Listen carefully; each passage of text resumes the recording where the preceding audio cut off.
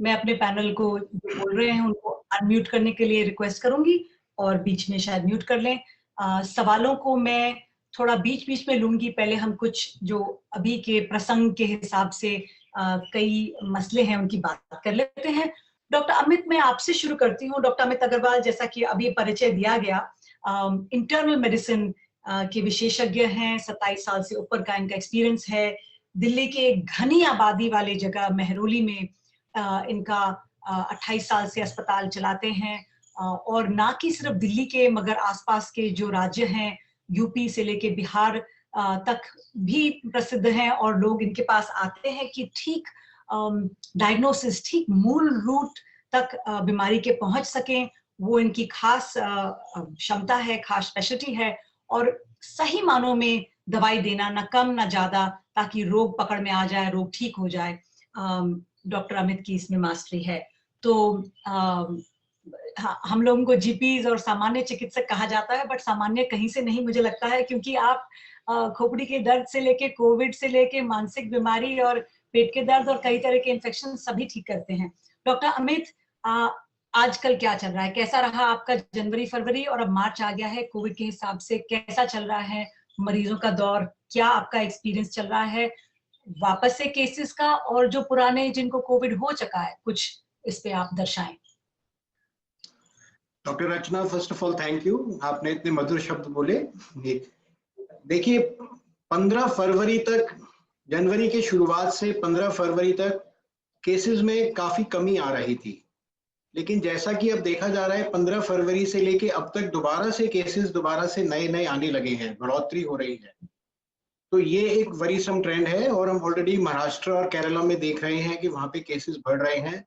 तो हमें दिल्ली और आसपास एनसीआर, दिल्ली और आसपास के उसमें भी पूरा सा वो रखना चाहिए, प्रिकॉशंस रखने चाहिए। लोगों ने क्या करा है कि मास्क पहनने छोड़ दिए हैं। लोग सोच रहे हैं कि शायद बीमारी खत्म हो गई है। लोगों ने सोशल डिस्टेंसिंग छोड़ दी है, पार्टीज में, ग्रुप्स में दोबारा से जाना शुरू कर दिया है, बाहर खाना शुरू कर दिया है। आई थिंक ये काफी सारी ऐसी चीजें हैं जिससे कि वापस से केसेस में बढ़ोतरी होनी शुरू हो गई है। तो ये इस समय देखा जा रहा है जी। बढ़िया, सही कह रहे हैं आप, बिल्कुल। इसी बात पे डॉक्टर खोसला, जो हमारे हमें सुबह सुबह वॉशिंगटन डीसी से हमारे साथ जुड़े हैं। वॉशिंगटन डीसी के प्रसिद्ध वीए अस्पताल, जो उनके सरकारी बड़े बड़े अस्पतालों की चेन में ये पल्मोनरी माने फेफड़ों के स्पेशलिस्ट हैं और आईसीयू इंटेंसिविस्ट हैं। बड़ी प्राउड फीलिंग होती है कि हमारे क्लासमेट हैं, और ना कि ये सिर्फ चिकित्सक हैं, माने इन्होंने शुरू से कोविड पीड़ित लोगों का इलाज किया है आईसीयू में, मगर ये इनका साथ साथ अनुसंधान, रिसर्च का काम भी चलता है। तो उन पहले पहले के दिनों में, अप्रैल में, मई में, जब हमें मालूम नहीं था कि स्टेरॉइड, आप सबने, अब तो सबने सुन लिया है, सब आम बातें हो गई हैं, तब इनके अस्पतालों में, इनके आईसीयूज में ये सब रिसर्च, अनुसंधान वगैरह चल रहे थे। एक वेंटिलेटर को कैसे 8-8 लोगों में बांटा जाए, इस तरह के काम ये करते आए हैं। साल से ऊपर हो गया है, कुछ थकान भी होगी। तो थोड़ा सा हमें आप अपने क्षेत्र का, यूएसए का, वॉशिंगटन का थोड़ा सा बताइए कि कैसा चल रहा है केसेस का, और अब तो एक पूरा, जैसे कहते हैं, बिल्कुल ही वर्ल्ड इज फ्लैट, तो कहीं से कोई भी सुरक्षित नहीं है, बट एक दूसरे की अच्छी खबर सुन के शायद हमें भी कुछ प्रोत्साहन मिल जाए, कुछ सीख लें। सब पैनलिस्ट को नमस्कार, सारे जो दर्शक हैं उनको नमस्कार। तो यूएसए में अभी जो है, जैसे यूएसए आप सारे जानते हैं क्षेत्र बहुत बड़ा है, तो जैसे इंडिया में आप देख रहे हैं कि छुटपुट जगह में केसेस बढ़ रहे हैं, तो वैसे भी यहाँ पे भी पॉकेट्स बनती हैं केसेस की। तो ज्यादातर केसेस कम हो रहे हैं। हमारा कर्व जो है केसेस का पिछले 1.5-2 महीने में काफी नीचे आ चुका है, लेकिन फिर भी हम देखते हैं छुटपुट जगहों में केसेस की बढ़ोतरी होती रही है, स्पेशली जहाँ पे आप देखें लोग एहतियात नहीं बरतते। जैसे रैलीज होती हैं, आपने देखा काफी यहाँ पे पॉलिटिकल रैलीज हुई थी, तो उसके बाद हमने देखा कि थोड़े केसेस बढ़े हैं। लेकिन ज्यादातर मेरे क्षेत्र में, वॉशिंगटन डीसी एरिया में, नॉर्थ ईस्ट में केसेस कम ही हो रहे हैं, और अस्पताल में भी काफी कम केसेस हैं, और जो केसेस आ भी रहे हैं वो इतने सीरियस नहीं हैं। और वैक्सीन जो है हमारी यहाँ पे कोई 1.5-2 महीने से ज्यादा हो गया है कि लगनी शुरू हो गई है। मेरे अस्पताल में ही कोई 25-30 हज़ार लोगों को सारे जो काम करते हैं अस्पताल में उनको, और भी पेशेंट्स को भी हमने दी है वैक्सीन। और दूसरे डिपार्टमेंट्स जो हैं वहाँ उनको भी, जो गवर्नमेंट के डिपार्टमेंट्स हैं उनको भी दिया जा रहा है। तो 25-30 हज़ार से ज़्यादा लोगों को वैक्सीन दे चुके हैं हमारे अस्पताल में। तो इस हिसाब से हमारे काफ़ी कम केसेस हो चुके हैं। एक चीज पूछना चाहूंगी हम यहाँ पे, फिर हम डॉक्टर गौरव के पास आते हैं कि सुनने में ये भी आता है, खैर यूएसए बहुत बड़ा है और अलग अलग जगह अलग अलग तरीके से बिहेव करते हैं।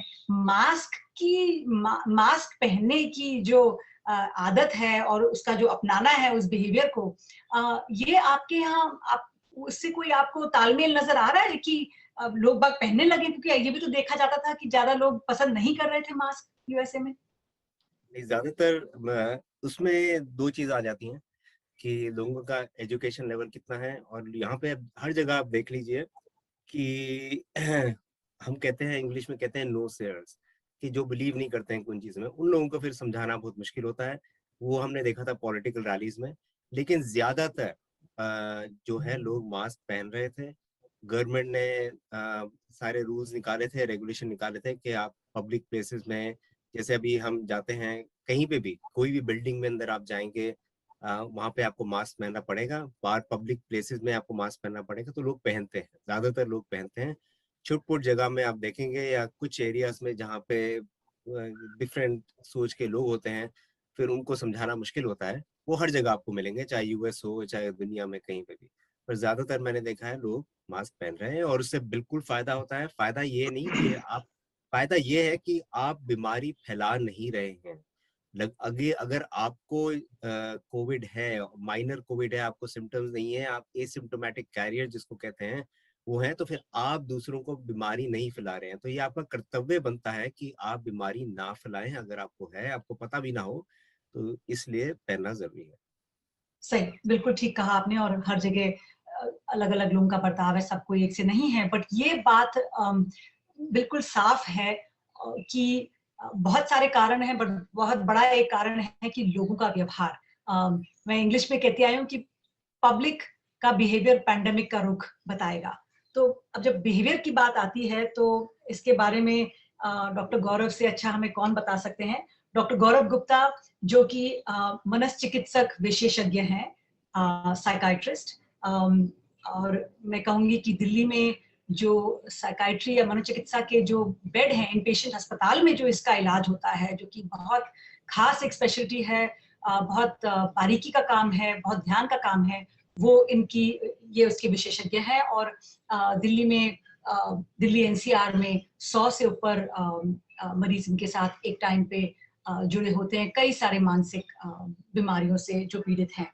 तो और ये भी कहूंगी कि भारत सरकार में भी ये जुड़े हुए हैं, और जो मेंटल हेल्थ एक्ट आई 2017 में, और कई सारे जो भारत सरकार की ओर से मेंटल हेल्थ में जो भी आम आदमी के लिए जो एक्ट निकालते हैं, जो कोई रूल रेगुलेशन बनता है, तो ये हमारे गर्व की बात है कि डॉक्टर गौरव उन पैनल्स पे बुलाए जाते हैं।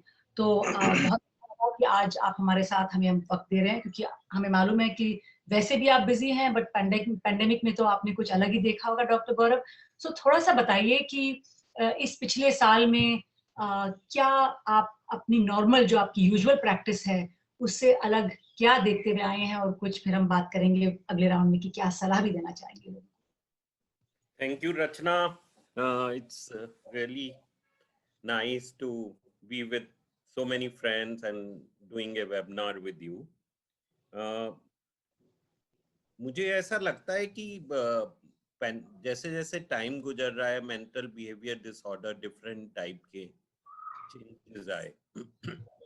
शुरू में there was lot of anxiety, बहुत ज्यादा घबराहट थी लोगों के मन में कि अगर हमें कोविड हो जाएगा तो क्या होगा। धीमे धीमे वो बदली और ये हुआ कि अगर हमारी फैमिली मेंबर में किसी की डेथ हो गई है तो हम उससे कैसे कोप अप कर पाएंगे। डेफिनेटली बहुत सारे लोगों का एम्प्लॉयमेंट चला गया, फाइनेंशियल स्ट्रेस उनको गुजरना पड़ा, लॉकडाउन में बिजनेसेस क्लोज डाउन रहे, एंड उस तरह की एंजाइटीज काफी अनएम्प्लॉयमेंट की वजह से। थोड़ा सा सुसाइड रेट भी इंक्रीज हो गया बिकॉज बिजनेस बैडली अफेक्टेड हुए, there were lot of financial pressures बहुत ज्यादा बढ़ गए थे।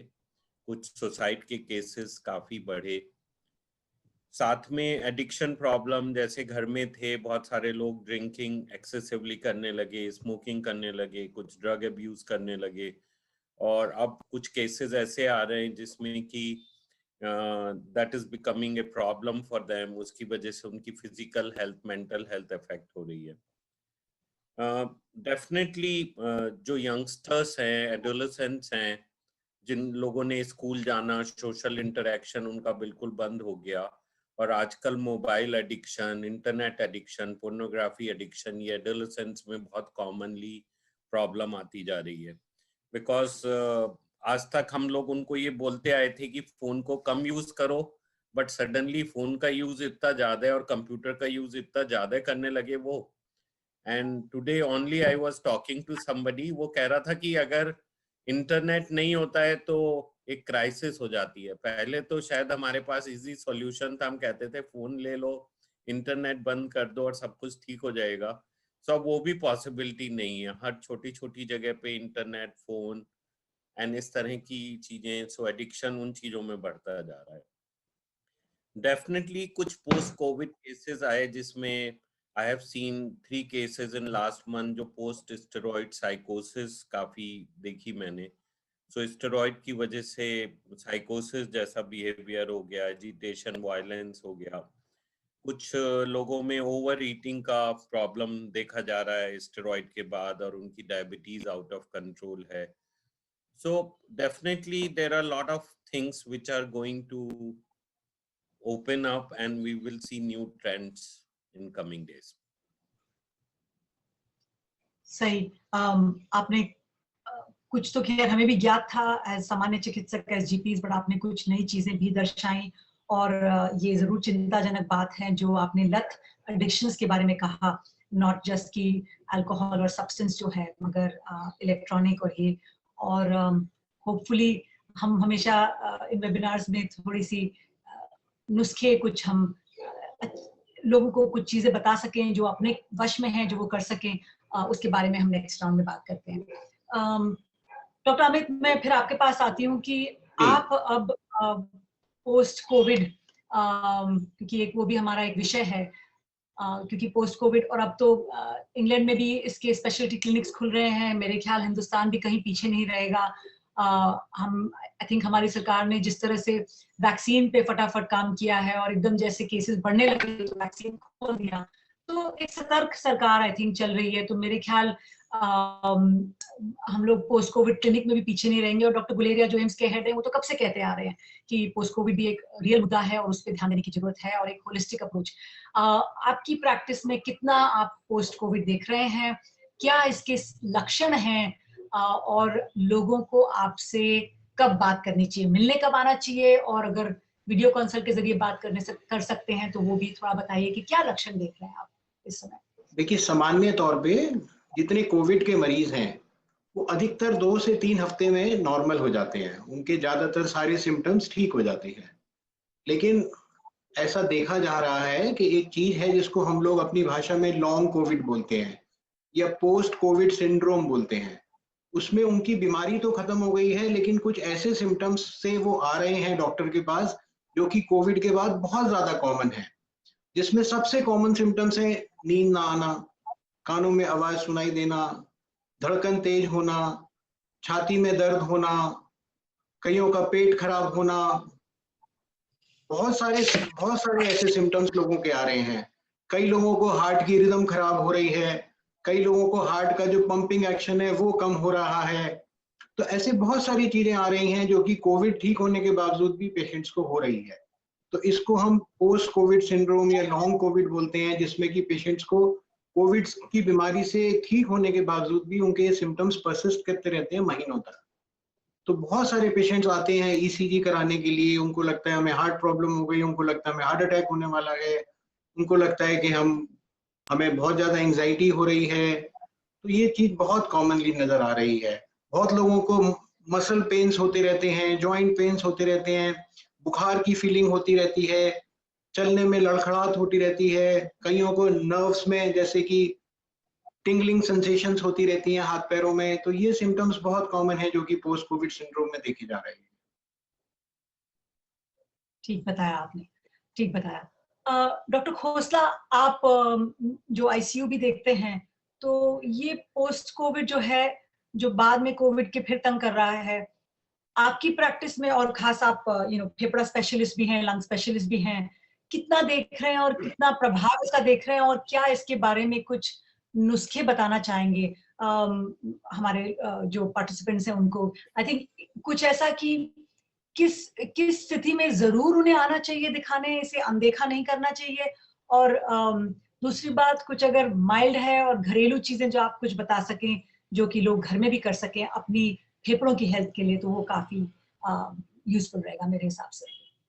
जैसे डॉक्टर अमित ने बताया, हम भी वही देख रहे हैं सारे, लेकिन जैसे उन्होंने ये भी कहा कि ज्यादातर लोग जो हैं पूरा रिकवरी हम देख रहे हैं। तो 90 से 95% लोग, स्पेशली जिनको माइल्ड कोविड हुआ था या उनके जो कोविड के सिम्टम्स ही बहुत कम थे, वो उनमें हम पूरी रिकवरी देख रहे हैं। लेकिन जो 4-5% लोग हैं जिनको सिवियर इन्फेक्शन हुई थी, उनमें हम देख रहे हैं कि थोड़े सिम्टम्स परसिस्ट कर रहे हैं।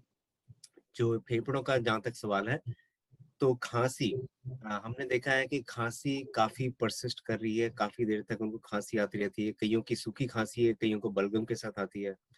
दूसरा हम देख रहे हैं कि सांस फूल रहा है लोगों का। तो उसमें तो आपने जैसे कहा कि किनको हेल्प सीख करनी चाहिए, तो उसमें ये है कि स्पेशली जिन लोग कह रहे हैं कि हमारा सांस फूल रहा है और उनको पहले ये सब नहीं होता था, उनको अपने डॉक्टर से जरूर जाके संपर्क करना चाहिए ताकि वो जांच करा सकें। तो उसमें आपको एक्सरे अगर कराना है, कैट स्कैन कराना है, लेकिन वो बहुत कम प्रतिशत लोग जैसे हैं जिनको ये सिम्टम्स हो रहे हैं। बाकी जैसे डॉक्टर अमित ने कहा कि दिल की धड़कन जैसे तेज हो रही है, उसमें ईकेजी कराना है या उसमें आगे कोई और टेस्ट कराने हैं, इकोकार्डियोग्राम कराना है, क्योंकि कुछ लोग जो ऐसे हैं उनके जो हार्ट के मसल्स होते हैं उनमें इन्फ्लेमेशन देखा गया है। तो वो हो सकता है, लेकिन उसमें ये घबराने की बात नहीं कि हर एक को ये हो रहा है। अगर आपको लग रहा है कि आपके जो सिम्टम हैं वो चली जा रहे हैं, आपको तकलीफ दे रहे हैं, तो उसमें डेफिनेटली आप अपने डॉक्टर से संपर्क करें।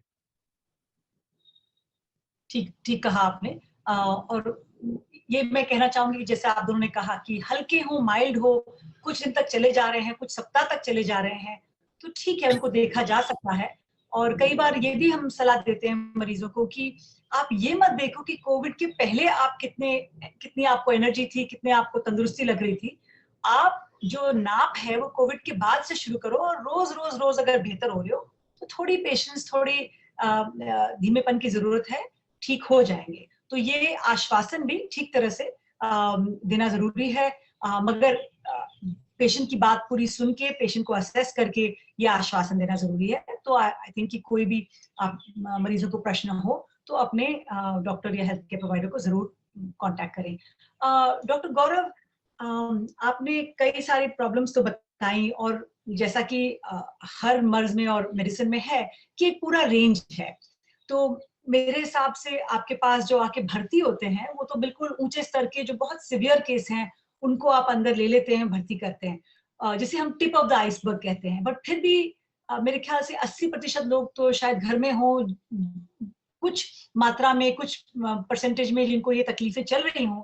शायद कुछ घर में भी ऐसी चीजें हैं जो की जा सकती हैं, जो फैमिली वाले भी कर सकते हैं, ताकि अस्पताल की नौबत ना पड़े, और अपनी एक मानसिक हेल्थ, फिजिकल हेल्थ के बारे में तो हम बात करने वाले 3 हैं, और भी उसके बताएंगे। उनकी जो मानसिक हेल्थ है, क्या कर सकते हैं। और अब ये तो एक है नेसेसरी डेविल जिसे कहते हैं, कि ये इंटरनेट के बिना तो ना आपका जीवन, ना मेरा और ना बच्चों का है। तो अब जब पता ही है कि ये साथ हमारे रहने वाला है, तो ऐसी क्या चीजें हम जो कर सकते हैं, जो साथ साथ में और मॉडरेशन में करें, ताकि थोड़ा मेंटल हेल्थ, मानसिक जो हमारा हेल्थ है वो बना रहे। और मैं हम सबकी भी बात कर रही हूँ, क्योंकि हमारी भी तो जिंदगी कितनी बदल गई। डॉक्टर रचना, आई फील बहुत सारी चीजें इवॉल्व होने वाली हैं। हम लोग एक बहुत ही डायनेमिक वर्ल्ड में रह रहे हैं। एंड जो आपने कहा कि 80% लोग घर में ट्रीट हो सकते हैं, 80% बहुत ही गलत फिगर है। मुझे लगता है 99% लोग घर में ट्रीट हो सकते हैं। केवल 1% ही ऐसे हैं जिनको सीवियर बिहेवियर डिसऑर्डर होता है और उनको कुछ दिनों के लिए हॉस्पिटल में रखने की जरूरत होती है। जो मेंटल हेल्थ में बिगेस्ट कंसर्न है वो एक्सेप्टेंस का है। नॉर्मली हम लोग ये मानने को तैयार नहीं है कि हमें कोई मानसिक मदद की जरूरत है या मानसिक परेशानी है। लॉट ऑफ टाइम हम लोग उसको चैलेंज करते रहते हैं, पोस्टपोन करते रहते हैं और उनको एक्सेप्ट नहीं कर पाते। एंड डेफिनेटली जो दूसरा इशू है वो फैमिली बॉन्डिंग्स का है। फैमिली बॉन्डिंग्स जो हैं वो बहुत कम हो गई हैं। हम सब लोग अपनी अपनी लाइफ में बहुत ज़्यादा बिजी हैं। And I feel that is one simple thing कि अगर हम लोग इकट्ठे कुछ समय गुजार सकें, कुछ ऐसी एक्टिविटीज़ हों, सिंपल लूडो भी हम लोग अगर इकट्ठे बैठ के खेल सकें, थोड़ा सा एक दूसरे से मन की बात कर सकें, तो हमें कोई प्रोफेशनल हेल्प की ज़रूरत नहीं है। आजकल जैसे अब तो ओपन अप हो गया है, तो सिंपल वॉक के लिए जा सकते हैं, थोड़ा योगा एक्सरसाइज कर सकते हैं, कुछ साइकिलिंग कर सकते हैं, थोड़े आउटडोर गेम्स खेल सकते हैं। उससे बच्चों में, यंगस्टर्स में बहुत ज्यादा चेंजेस आते हैं, दे फील मच बेटर।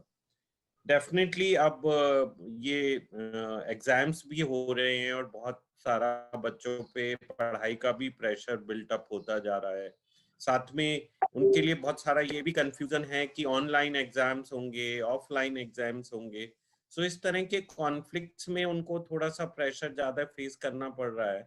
सो हमें उनको सपोर्ट देना चाहिए और एनकरेज करना चाहिए that with time things will be better.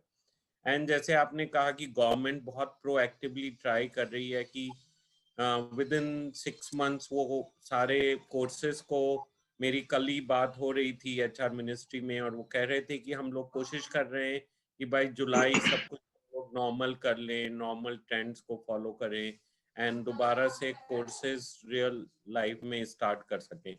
Hopefully that will also help student. So mere accordingly youngsters are getting more affected and we have to focus on them. Now the ones who lost their jobs, they have to again try and start a new life, new job, and that there will be some challenges and मुझे लगता है उन challenges को bear करके उनकी भी mental health better हो सकती है। साथ में आई थिंक थोड़ी सी क्राइसिस होने में कई बार हम लोगों को बहुत निगेटिव थॉट्स आने लगते हैं, डेथ विशेस आने लगती हैं एंड ये सब वार्निंग साइंस होते हैं जिसमें हमें अपने मे बी फिजिशियन के पास या मेंटल हेल्थ प्रोफेशनल के पास जाके इमीडिएटली हेल्प लेना चाहिए। क्योंकि ये सब कोविड से भी और किसी भी वायरल इन्फेक्शन में मेंटल हेल्थ प्रॉब्लम्स काफी कॉमनली देखी जाती हैं and they can be treated very easily. So if you go and talk to a mental health professional, so हमारे मन में जो ये inhibitions हैं उनको कम करके हमें mental health professionals के पास जाके बात करने का कोशिश करना चाहिए और उससे हम लोग better हो सकते हैं। थोड़े से जो ये सब एंजाइटी जो बढ़ी उसमें OCD trends, obsessive compulsive disorder के काफी कॉमनली देखे गए। जैसे हैंड वॉशिंग की बहुत बात की गई और बहुत सारे मैंने पेशेंट देखे जिसमें वो एक्सेसिवली हैंड वॉश कर रहे हैं, 1 घंटे तक टॉयलेट में खड़े होके वॉश कर रहे हैं या बार बार वो डिफरेंट तरह के केमिकल्स, हैंड सैनिटाइजर्स यूज कर रहे हैं, that is leading to lot of skin problem. So इन चीजों का भी ख्याल रखना पड़ेगा कि हेल्दी वे में हमें करना है। एंशियस होके बहुत ज्यादा हैंड वॉश करने से भी कुछ बेटर नहीं होगा। I would say stop here. बिल्कुल ठीक है आपने कहा और मैं इसमें ये एक और बात जोड़ना चाहूंगी। सारी आपने बिल्कुल सही बातें की कि सबसे एक बहुत जरूरी जो बात उसको दोहराना चाहूंगी कि mental health provider, psychiatrist, psychologist, इनको भी इनके साथ अपॉइंटमेंट लेने में, बात करने में, इनको अपने आप को दिखाने में, कंसल्ट करने में जो झिझक है वो अब नहीं रहनी चाहिए, वो हटा देनी चाहिए। अगर आप में झिझक नहीं है और किसी फैमिली मेंबर में है तो उसको प्रोत्साहन दीजिए। अगर लग रहा है कि उसको जरूरत है तो जरूर रीच आउट करिए, क्योंकि कई बार है एक छोटे से टाइम के लिए अगर आप साइकाइट्रिस्ट, मेंटल हेल्थ जो प्रोफेशनल हैं उनसे सलाह लेते हैं, उनसे बातचीत करते हैं, शायद छोटे टाइम के लिए दवाई भी देनी पड़े, जैसे एंटीबायोटिक का कोर्स है, खैर वो तो बहुत छोटा होता है इन मेंटल हेल्थ के लिए कुछ महीनों तक, और एक वो जो कठिन दौर है उसके आप उस पार चले जाते हैं तो फिर वापस से आप शायद दवाइयों पे ना होना पड़े। तो ये लोगों की, I think doctor Gaurav hopefully आप अग्री करेंगे कि ये शंका भी है कि हाय मैं दवाई शुरू करूंगा तो उम्र भर के लिए ये एक चिप जाएगी मुझ पे, एक एक ब्लैक मार्क है। तो ऐसा भी नहीं सोचना चाहिए। कई बार एक छोटे दौरान के लिए देके भी आप एक मुश्किल दौर से गुजर सकते हैं। देखिए डिफरेंट डिसऑर्डर्स के लिए डिफरेंट ड्यूरेशंस में ट्रीटमेंट दिया जाता है डेफिनेटली। जैसे अगर किसी को ब्लड प्रेशर है, डायबिटीज है, उनका प्रोलॉन्ग ट्रीटमेंट होता है। उसी तरह मेंटल इलनेसेस में भी minimum 6 months to 1 year duration का ट्रीटमेंट देना पड़ता है। लेकिन जो बहुत सारे रिएक्टिव एंजाइटी डिसऑर्डर्स होते हैं उनमें तो केवल 2-3 हफ्ते की दवाइयों से ही बेटर किया जा सकता है। और साइकेट्री ट्रीटमेंट में medicine is one part, but lot of patient can be help just by the psychotherapy.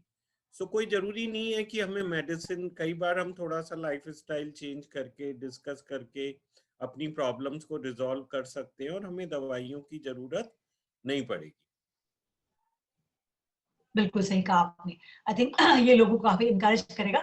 अब मैं कुछ मिनटों का पॉज लेती हूँ, कुछ सवाल आए हुए हैं। तो पहले तो जो अभी जो सवाल आए उनको लेती हूँ, और फिर वेबिनार के पहले भी कई लोगों ने थोड़ा एफर्ट करके भेजे, तो उनको हम आंसर करते हैं, और जो मुझे लगता है जिस स्पेशलिस्ट के लिए सूटेबल है मैं उनको ये देती हूँ। तो पहला सवाल आशा जी प्रभु ने पूछा है। आशा प्रभु, do we have to count day of vaccination to compute 28 days? Is the next dose to be taken exactly on the 29th day? नहीं, इसमें कुछ दिन ऊपर आराम से हो सकते हैं। In fact, अभी जो रिसर्च आ रही है वो तो ये कह रही है कि अगर दूसरे डोज में थोड़ा ड्यूरेशन बढ़ा भी दिया जाए तो और भी अच्छा है। सरकार ने अभी इस पे कोई ऑफिशियल स्टेटमेंट जारी नहीं किया है, मगर मैं आपको ये कहना चाहूंगी कि इसमें कोई पैनिक की जरूरत नहीं है 28 से अगर 29th डे हो जाए। डॉक्टर खोसला, एक अगला क्वेश्चन है, मैं आपको देती हूँ आशा प्रभु से। खैर, आशा प्रभु का क्वेश्चन सीओपीडी का, मैं फिर थोड़ी देर में उन पे आती हूँ। किसी और ने पूछा है ये, Shobhana Rana, how long will the mask regimen continue? Will it become the new normal for a long time to come? Doctor Amit, आपका क्या कहना है? देखिए, किसी भी वायरस के स्प्रेड करने के लिए, किसी भी वायरस का एक एपिडेमिक खत्म करने के लिए, जैसे कि खासतौर से ये जो वायरस है कोरोना वायरस, उसके लिए 70% लोग हमारी आबादी के ऐसे होने चाहिए जो कि जिनको या तो इन्फेक्शन हो चुका है या उनको टीका लग चुका है। तो इस चीज को हमारी भाषा में हर्ड इम्यूनिटी बोलते हैं।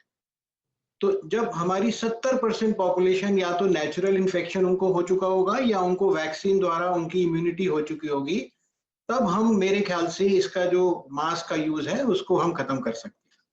उससे पहले, लेकिन अभी उसमें मेरे को लगता है 6 महीने और लग जाएंगे। बिल्कुल ठीक।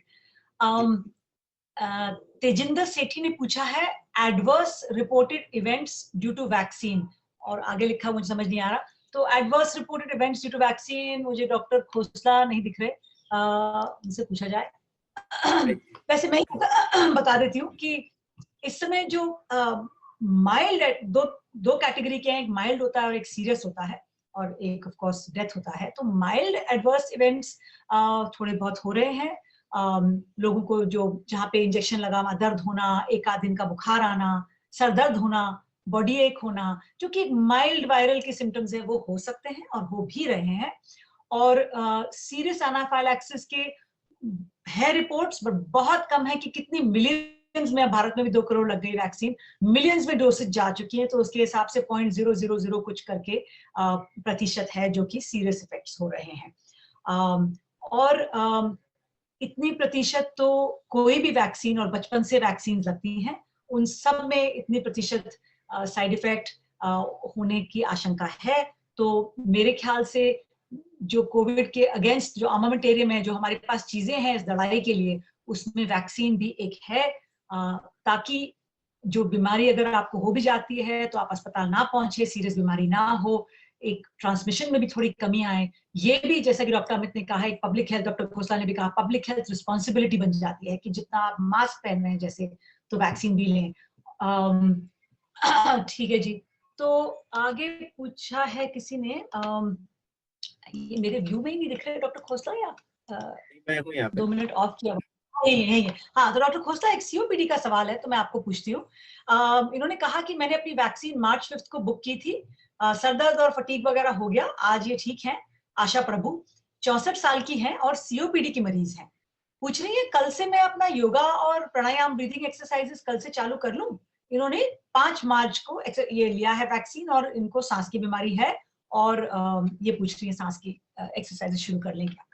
जी बिल्कुल, अगर ये इन्होंने वैक्सीन 5 मार्च को लिया है और उनके जो इनिशियल जैसे माइनर सिम्टम्स जो होते हैं वैक्सीन के वो हट गए हैं, तो आप कर सकते हैं। अब अगर माइनर सिम्टम नहीं है फिर भी आप कर सकते हैं। ऐसा कोई हर्ज नहीं है कि आप अपनी प्राणायाम ना करें या कोई और अपनी ब्रीदिंग एक्सरसाइज ना करें।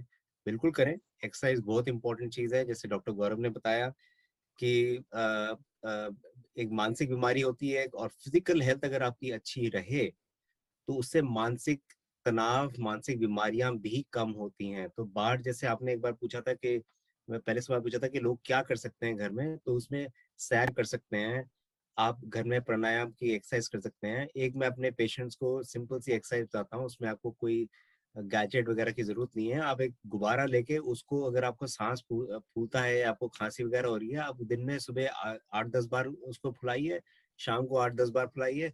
उससे आपके जो मसल्स होते हैं सांस लेने के, वो स्ट्रांग होते हैं। आपके अंदर जो सिक्रीशंस होती हैं वो खुलकर बाहर आ जाती हैं।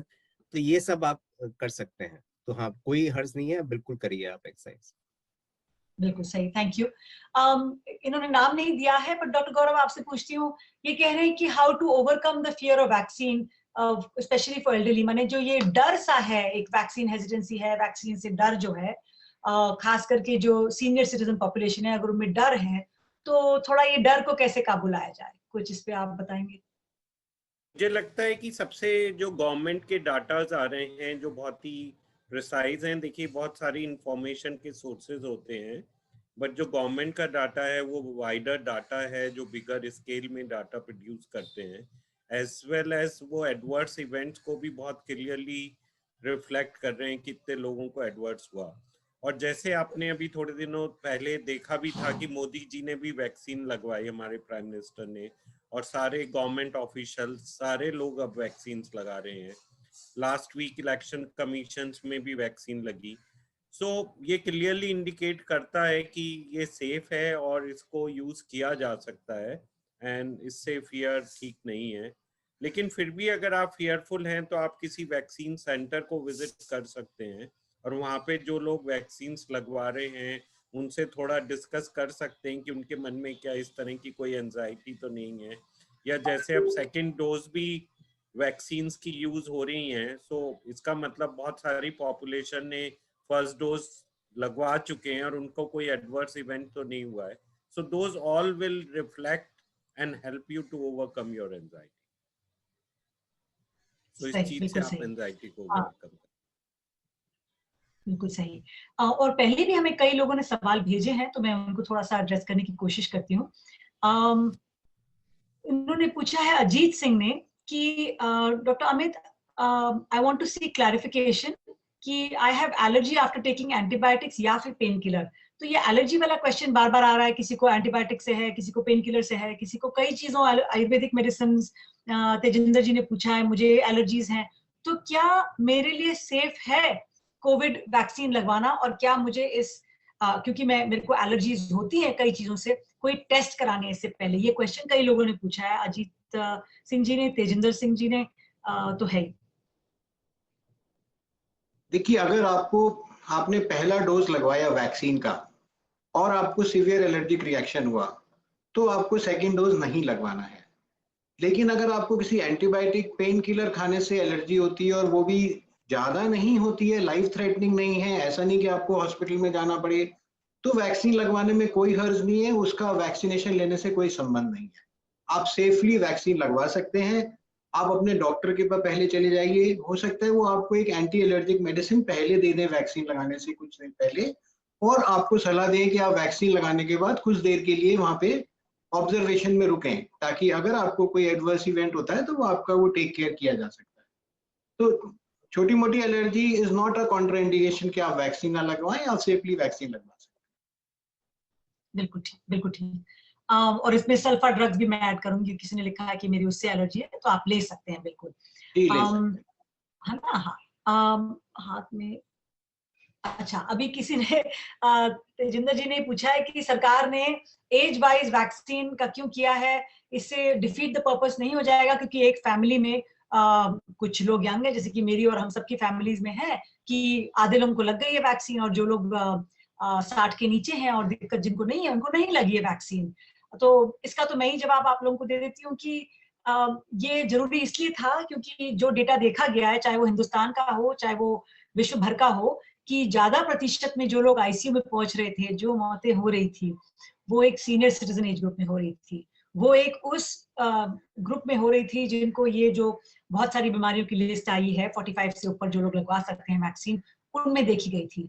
तो एक तरह से जैसे वॉर टाइम में ट्रियाज होता है ना, जो सबसे पहले बचाव करना है कि मृत्यु ना हो, सीरियस इलनेस आईसीयू में ना लोग पहुंचे। तो एकदम से तो सबको लग नहीं सकता, ये स्टेप वाइज आप देख ही रहे हैं कि फुल फोर्स में भी कर रहे हैं, हर मरीज को आधा घंटा रोकना है, एक तरीके से, सलीके से, ध्यान से लगानी है, तो एकदम से तो सबको नहीं लग सकती। तो जब एक ट्रियाजिंग होती है तो उसमें सबसे पहले जो सबसे सीरियस पीड़ित होने वाले लोग हैं उनको दी जाती है, और ये डिफीट द पर्पस नहीं हो रहा है। मोस्टली बच्चों को और यंग लोगों को माइल्ड सी एक इलनेस, माइल्ड सा कोविड होके गुजर जाते हैं उससे, तो इसलिए किया गया है, तो उसमें कोई हर्जा नहीं है। अच्छा, और तो आई थिंक सवाल ही ले लेते हैं क्योंकि कई सारे आ रहे हैं। ये एंटीकोआगुलेंट का, शायद मैं डॉक्टर खोसला से लेती हूँ ये वाला, कि ब्लड थिनर और एंटीकोआगुलेंट का सवाल बार बार आ रहा है। तो मेरे हिसाब से कि और इसको आई थिंक अलग अलग भी कर लेना चाहिए कि लोग पूछते हैं अगर हम ब्लड थिनर पे हैं तो क्या उसे बंद करना है, क्या हम वैक्सीन लगा सकते हैं? डॉक्टर खोसला, आपका ओपिनियन? हाँ नहीं, बिल्कुल वैक्सीन लगा सकते हैं, बंद करने की कोई जरूरत नहीं है। ऐसी कोई गाइडलाइंस नहीं है कि आपको वैक्सीन के लिए अपने जो दवाई ले रहे हैं, एंटीकोएगुलेंट्स ले रहे हैं, उसको बंद करना है। तो आप उसको जारी रखिए और वैक्सीन लगवाइए। एक इसमें छोटी सी टिप्पणी है, मैं एक बारीकी वाला सवाल पूछना चाहूंगी डॉक्टर खोसला, कि जैसे ब्लड थिनर है, और यहाँ ग्रुप को मैं बताना चाहूंगी कि दो हमारे साथ जो जुड़े हैं लोग, शायद आप दो तरह की दवाइयों को एक में क्लब कर रहे हैं। उसमें हम एक तो एंटी प्लेटलेट मेडिसिन बोलते हैं, जिसे होता है एस्प्रिन नामक होता है, क्लोपिडोग्रेल नामक होता है, तो बंद करने की जरूरत नहीं है। और दूसरा एक्चुअली जो एंटीकोआगुलेंट बोलते हैं, जिसमें या तो इंजेक्शन के जरिए भी हो सकता है, कोई लोग हेपरिन वगैरह के इंजेक्शन पे हो सकते हैं, या इसकी दवाइयां मुंह से भी आती हैं, डबेगट्रान के नाम से है या कोमोडिन के नाम से है। तो ये जो दूसरी श्रेणी है, डॉक्टर खोसला, डॉक्टर अमित, हम जानते हैं कि अगर इनको कोई चोट लग जाए, कुछ हो जाए, तो थोड़ा सा हिमेटोमा, थोड़ा सा जो ब्लड क्लॉट, जो वो लाली पड़ जाती है, तो क्या इसके लिए एक आध दिन पहले बंद करना चाहिए या अपने विशेषज्ञ से बात करें, क्या करें जो इस श्रेणी में आते हैं? आप अपने डॉक्टर से बात कर सकते हैं, लेकिन ऐसा कुछ नहीं है कि आपको बंद करना है। देखिए, उसमें दो चीजें हैं। आप जो एंटीकोएगुलेंट जो आप कह रहे हैं, एंटी-10A होते हैं या लो मॉलिक्यूलर वेट हेपरिन्स होती हैं, जिन अगर कुछ लोग उसमें हैं, तो क्या है उसमें, आप अगर वैक्सीन लगा रहे हैं तो वैक्सीन की सुई तो बहुत छोटी होती है, उससे ब्लीडिंग होना बहुत ही चांसेस बहुत कम है।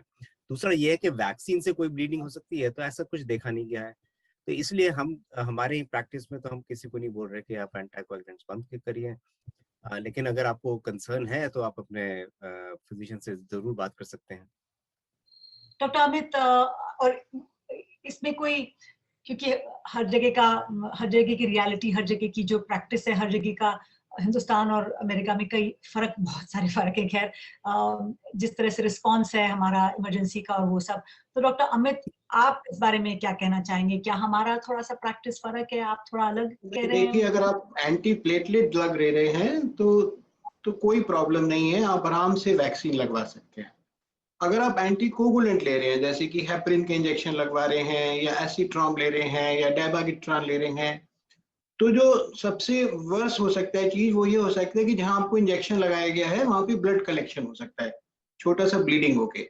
लेकिन उसके लिए अगर हम थोड़े से प्रिकॉशन रखें, कि अगर हम महीन नीडल इस्तेमाल करें, कि पतली नीडल इस्तेमाल करें, और थोड़ा सा आराम से जेंटली उसको दें, और थोड़ा सा उसको देने के बाद हम उस जगह को दबा के रखें, तो वो जो थोड़ी सी संभावना है वहां पे ब्लड कलेक्शन होने की, हम उसको भी खत्म कर देते हैं।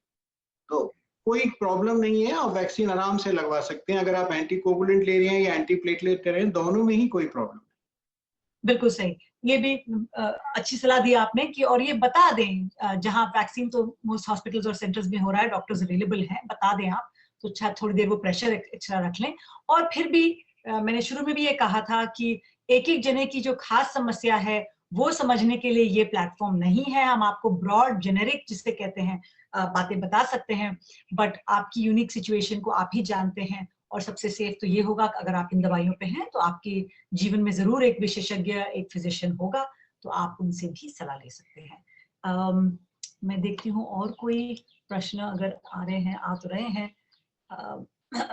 अगर पेनिसिलिन से एलर्जी पूछा है शोभना राणा ने, हमें कहा था कि कोई भी दवाइयों वगैरह से एलर्जी अगर हो तो कोई प्रॉब्लम नहीं है, आप वैक्सीन ले सकते हैं। सिर्फ कोविड को जो वैक्सीन लगी है, अब अलग अलग देशों में अलग है, उससे अगर कोई एलर्जी हो गई तो उसके दूसरे डोज के लिए नहीं जाएंगे।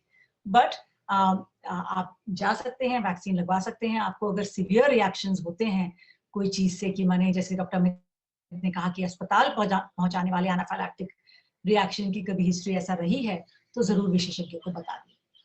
अच्छा, स्पेसिफिक प्रिकॉशंस लोगों ने कई अपनी अपनी बीमारी के बारे में पूछे हैं, उन सवालों को मैं यहाँ नहीं लूंगी क्योंकि ये सही प्लेटफॉर्म नहीं है उसके लिए। हाँ, तो अभी किसी ने ये पूछा है, तेजिंदर जी काफी एंगेज्ड है हमारे साथ, कि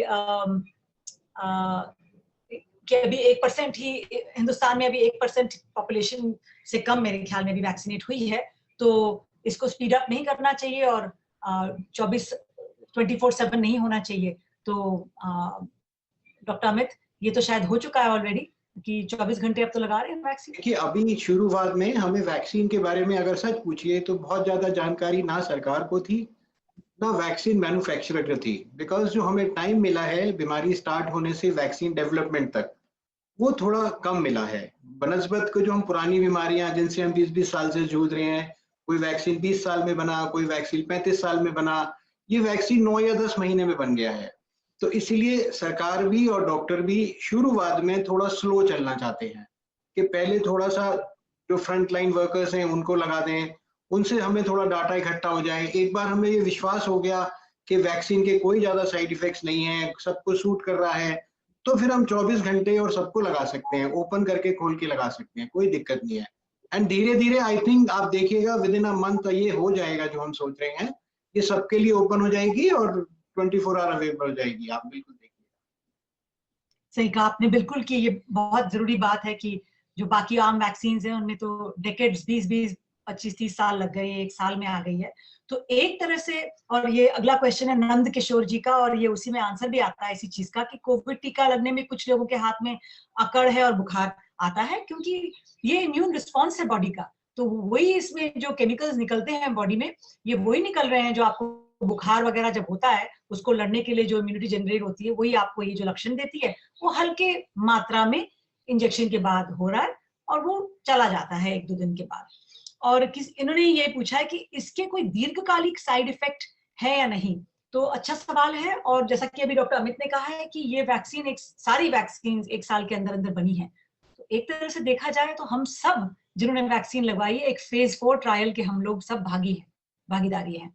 तो हमें भी इसके बारे में जैसे जैसे लग रहा है वैसे वैसे और ज्ञान मिल रहा है, और आप भी पढ़ रहे होंगे रोज अखबारों में, जहां जहां मिलियंस ऑफ डोसेज आ गई हैं, तो लैंसेट में आए दिन नए नए आर्टिकल्स आ रहे हैं वैक्सीन में कि एक लगाने के बाद सुरक्षा मिल रही है, एक लगाने के 12 सप्ताह बाद बढ़ाने में भी सुरक्षा मिल रही है, अब उस वेरिएंट पे मिल रही है।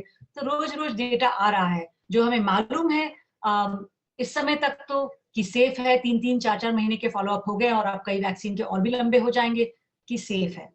बाकी इस समय हम लोग एक पैंडेमिक में है, एक वॉर में है, तो वॉर में तो जो सामने आ जाए उसी से लड़ाई करनी है। क्यों डॉक्टर अमित, गौरव, डॉक्टर खोसला, ठीक कहा मैंने? जी बिल्कुल ठीक कहा आपने। तो हमारा वक्त भी अब 6 बजे का होने वाला है। मेरे ख्याल की मैंने आई थिंक मोटा मोटी सबके क्वेश्चंस ले लिए हैं, स्पेसिफिक क्वेश्चंस ना लेते हुए मैं आप सबको एक राउंड में आखिर में कोई जो 2 बातें हैं जो घंटे भर की बातें तो कोई नहीं याद रख सकता, हमें अपने मेडिकल कॉलेज के दिनों से भी याद है कितने पीछे से हमने कितनी बातें सुनी और कितनी दिमाग में रखी। मगर इसमें से, इस घंटे भर में से अगर कोई 2 चीजें लोग याद रख सकें, रखना आपकी तरफ से उन्हें रखनी चाहिए, तो वो क्या होंगी? डॉक्टर गौरव, बहुत देर से आपसे बात नहीं हुई, आप शुरू करिए, बताइए कि ये 2 चीजें हैं जो आप चाहते हैं कि इस वेबिनार के बाद लोग घर ले जाएं, लोग इसको अमल करें। क्या कहना चाहेंगे? Closing comments. मैं कहना चाहूंगा कि वैक्सीन के बारे में हम लोगों को बहुत ज़्यादा इंफॉर्मेशन नहीं है, बट हम लोग इवॉल्व हो रहे हैं एंड हम सब लोग इस बीमारी से आपके साथ लड़ने में मदद कर रहे हैं। पूरी मेडिकल फैटर्निटी ये चाहती है कि इस बीमारी को हम लोग अच्छे से डील कर पाए, लेकिन किसी भी बीमारी को हराना शायद एक डॉक्टर के वश में नहीं है। वैक्सीन सेफ हैं, यूज की जा सकती हैं, और मेंटल हेल्थ की प्रॉब्लम्स काफी ज्यादा बढ़ी हैं और बढ़ने वाली हैं। Please come forward and take help.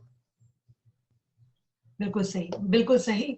Mental health की प्रॉब्लम्स हैं, उन्हें अनदेखा ना करें, प्लीज आके मदद मांगे। बिल्कुल सही। डॉक्टर अमित, 2 क्लोजिंग कमेंट आपके। देखिए, मैं तो यही कहना चाहूंगा कि ठीक है, हमने बहुत डार्कनेस देखी है, लेकिन एंड ऑफ द टनल पे लाइट है। तो हमें अपना जो विचार है वो सकारात्मक रखने पड़ेंगे, निराशाजनक नहीं रखने होंगे, और अल्टीमेटली हम सब मिलकर के इस पेंडेमिक से जीतेंगे। लेकिन इसके लिए सबसे बड़ी ज़रूरियत है कि एक तो हमें अपने ऊपर विश्वास रखना है, डॉक्टर्स पे विश्वास रखना है। अगर हमें थोड़े बहुत सिम्टम्स हैं तो जाकर के हमें मशवरा लेना है। हमें वैक्सीन ज़रूर लगवानी है, और वैक्सीन लगवाने के बाद भी हमें जैसे सामान्य दूरी में रखनी, वैक्सीन लगाना, बड़ी-बड़ी गैदरिंग्स में नहीं जाना, वो हमें उसका पालन अभी भी करना है। और अगर हम ये करेंगे तो धीरे-धीरे आप देखेंगे ये पेंडेमिक खत्म। बिल्कुल ठीक कहा आपने। मेरे को बहुत अच्छा लगा ये आप क्लोजिंग नोट आप एक पॉजिटिविटी का, सकारात्मकता का दे रहे हैं हम सबको। और अगर आप अपनी चेयर में बैठे हुए कि जो आए दिन जूझ रहे हैं मरीजों से, अगर आप ये कह सकते हैं तो हम सबका कर्तव्य बनता है कि हम अपने जीवन में सकारात्मकता रखें। डॉक्टर खोसला, आपने सुबह हमारे साथ वहां पे तड़के हमें ज्वाइन किया वॉशिंगटन डीसी से। तो क्या कुछ क्लोजिंग कमेंट, क्या ऐसी चीजें जो आप कहना चाहेंगे सबको कि गांठ बांध लें और कुछ एक चीज ले जाएं इस वेबिनार से? तब तो ये कहना चाहूंगा कि अपना कर्तव्य ना भूलें। जैसे डॉक्टर अमित ने कहा है कि हर इंसान का भी कर्तव्य बनता है, जब ऐसी महामारी पूरी दुनिया में फैलती है, कि आपको जो करना है वो करें। बेसिकली वो आपको मास्क पहनना है, सोशल डिस्टेंसिंग करनी है। वैक्सीन के बारे में कई लोगों के बड़े सवाल हैं, लेकिन जैसे हमने अभी डिस्कशन में बताया सबको कि हाँ, वैक्सीन के बारे में शायद हमें इतना पहले नहीं पता था, लेकिन करोड़ों लोगों को लग चुकी है। अगर आपको अभी भी शंका है तो आप उसके बारे में पढ़िए, लोगों से बात करिए, लेकिन वैक्सीन जरूर लगवाइए। ये आपका एक कर्तव्य है, और अगर सब अपना कर्तव्य निभाएंगे तो हम देखेंगे कि जल्द ही ये जो महामारी सारी दुनिया में फैली है वो बंद हो जाएगी। बिल्कुल ठीक, बिल्कुल सही कहा आपने। और मैं अपनी तरफ से ये कहना चाहूंगी कि एक तो आभारी हूँ कि आप सबने अपना 1 घंटा दिया हमें, चाहे वो हमारे पैनलिस्ट हों, चाहे आपने आके अटेंड किया, क्योंकि एक टाइम ही सबसे कीमती चीज है हमारे पास इस समय, हम सब जानते हैं, या इस पैंडेमिक ने फिर से हमें सिखा दिया है। तो मैं एक ही चीज अंत में ये कहना चाहूंगी कि आप खुश रहें, पॉजिटिव रहें, ये बहुत जरूरी है। बाकी बातें तो मेरे कोलीग्स ने कवर कर ली हैं।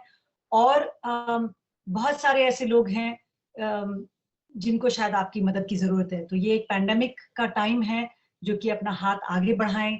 कुछ लोगों की फैमिली उनके साथ नहीं है, कुछ लोगों को शायद जैसा कि डॉक्टर गौरव ने कहा प्रॉब्लम हो गई है कि आमदनी की जितना हो सके, अगर इस समय हम एक दूसरे का हाथ पकड़ के इस पहाड़ के उस तरफ आ सकें, तो आई थिंक एक जो सेंस ऑफ सेटिस्फैक्शन खुद को भी है और एक कम्युनिटी को साथ लेके अगर चलें तो सबका ही उद्धार होगा। हम ये देख चुके हैं पैंडेमिक से कि कोई अकेला तो है नहीं, कहीं दुनिया के एक कोने में बीमारी आएगी तो आपको भी पकड़ेगी।